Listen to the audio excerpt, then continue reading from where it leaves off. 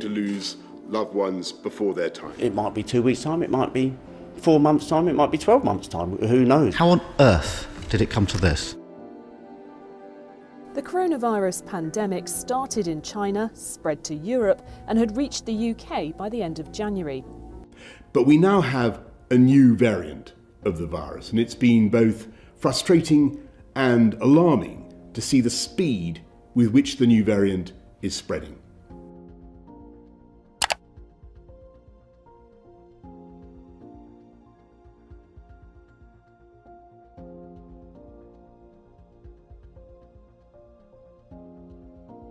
So health is something that affects how we think, it affects how we feel, it affects how we act, it affects choices we make, the relationships we have, our day-to-day experiences, and it's something that I think is really related to our emotional well-being, our psychological well-being, our social well-being, and there's many things that can impact on our mental health. Everybody has mental health.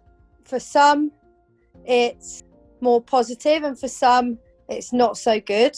And I think we've all got to try and look after our own mental health and do what we find works towards positive mental health.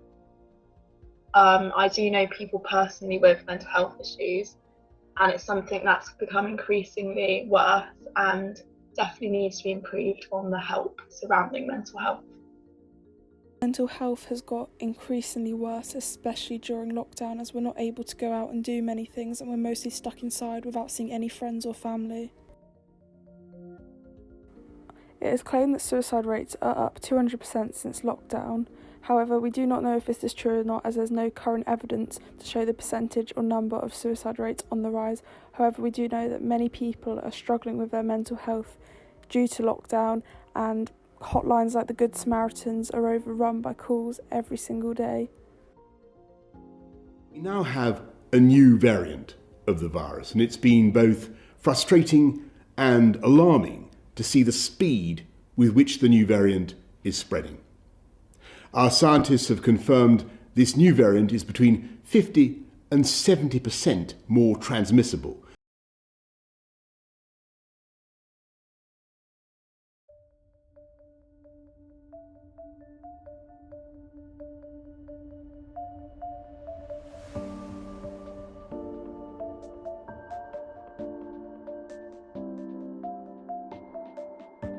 Do you think lockdown has affected mental health? Yes, I think lockdown's had a really big impact on mental health, especially with the mental health of young people. I think research is just starting to show the impact it's had, and there's some indications that where 1 in 10 might have experienced mental health difficulties before, it's now 1 in 6.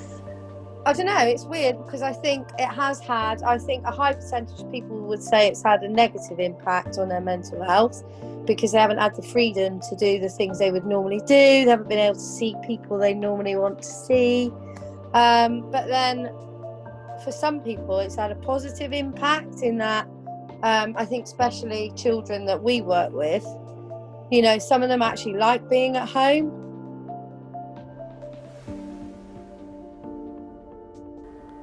Being stuck in lockdown means we've got a lot of time on our hands, and with all this spare time, a lot of people have looked into more social media, and social media has become increasingly more popular, and it's just something to do in everyone's spare time. However, studies have also found that social media greatly impacts mental health, and with everyone stuck inside at the moment and on their phones, this really isn't a good mix. Social media has been proven to be addictive and to be able to take over our lives unconsciously. And with younger generations and the rise in technology, this is creating a younger generation full of mental health issues. People look to be validated by others on social media. This can be done through liking and commenting, and this gives us a rush of serotonin knowing that other people are liking our content, and this is how social media can be addictive. Meaning that people are more addicted to go on their phones and to stay on social media for longer instead of getting out and doing stuff to actually help their mental health. Another way that social media impacts mental health is because of social media influencers who post content that's unrealistic and they post unrealistic lives which we then compare ourselves to, lives that seem almost unachievable and make our lives seem really boring.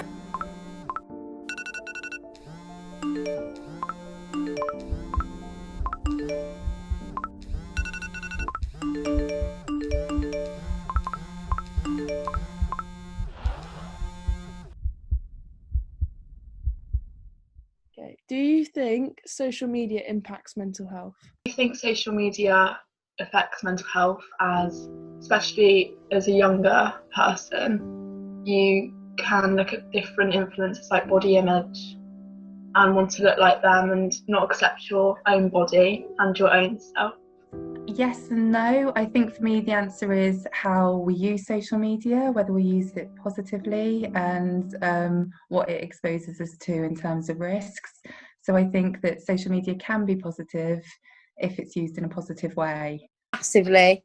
I think on social media you have a lot of people who are both famous and not famous, or just Joe Public, who portray their lives to be really perfect and rosy and positive, and sometimes people only tell you the good sides of their lives.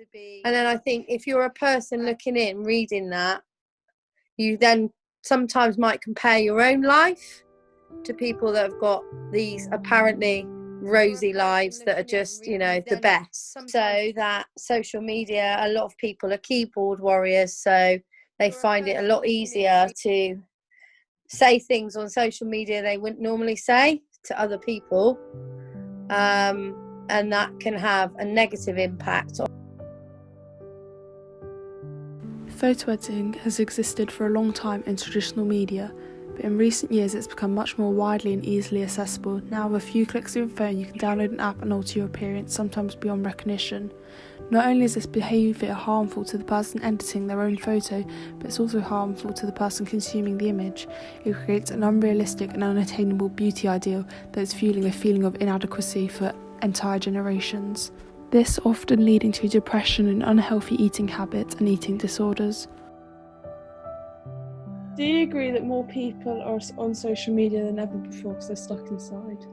Quite a difficult question. I think a lot of people use social media as a way of connecting with other people, and I think because of the lockdown situation it's an important way that relationships are sustained, especially in a county like Cornwall, which is geographically quite isolated, and transportation difficulties, peer groups might not be from the same area, and social media can play a really important role in doing that. But depending on how social media is used, it's also with an awareness kind of that it has its own pressures in terms of how people self-define. And we know, for example,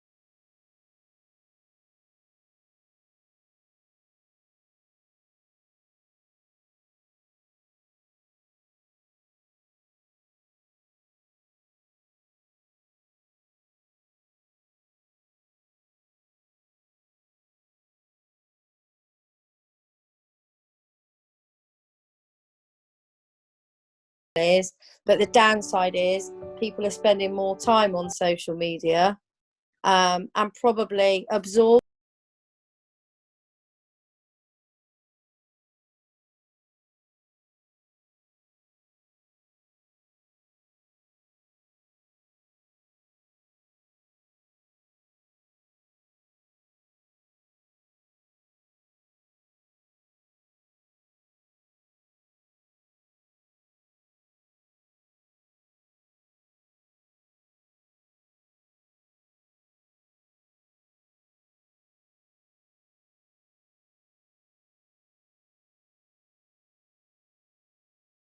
editing the photos, airbrushing out their wrinkles, all that kind of stuff. So yeah, I do agree with you, and I think the media sensationalizes a lot of stuff real. But then on the flip side, you do have a lot of celebrities that will come out and talk about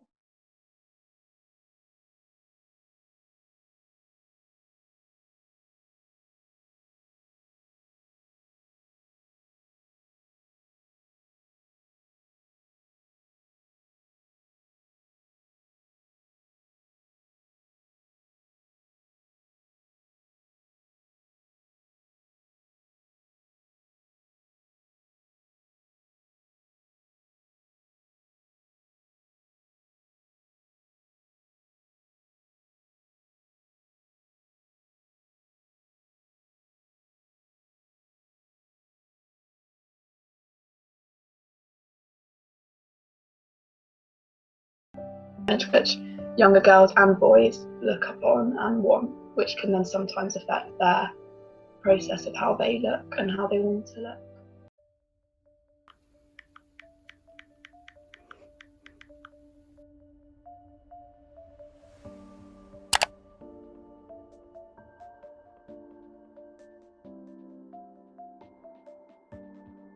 So I think it comes down to responding with kindness and understanding and with knowledge of mental health. And I think that can be kind of embedded at different levels. So from a government level through the NHS.